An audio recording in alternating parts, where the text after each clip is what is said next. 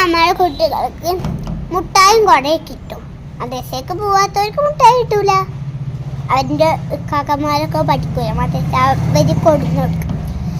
പക്ഷെ നമ്മൾ എന്താണ് പറയുക, ഓണപ്പരിപാടിക്ക് നമ്മൾക്ക് എല്ലാ കുട്ടികൾക്കും സദ്യ സ്കൂളിൽ നിന്ന് കിട്ടില്ല. കുറേ സദ്യ ഒക്കെ കിട്ടിയിട്ടുണ്ടാവും. പേപ്പറിൽ അല്ല വാഴ ഇലയിൽ കിട്ടിയിട്ടുണ്ടാവും കുട്ടികൾക്ക് എല്ലാവർക്കും. അപ്പം ഇന്നലെ നമ്മൾ സ്കൂളിൽ പോയി. ഇന്ന് 10 ദിവസം ലീവുണ്ട്. ഇന്ന് ഒരു ദിവസമാണ്. ഇനി 2, 3, 4, 5 പെട്ടെന്നൊന്നും 10 ദിവസം ആവില്ല. കുറേ ദിവസം വേണം 10 ദിവസം ആവാൻ. ഇന്ന് 1-ാം തീയതി അല്ലേ?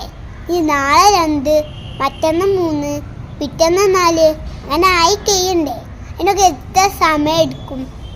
ഈ രാവിലെ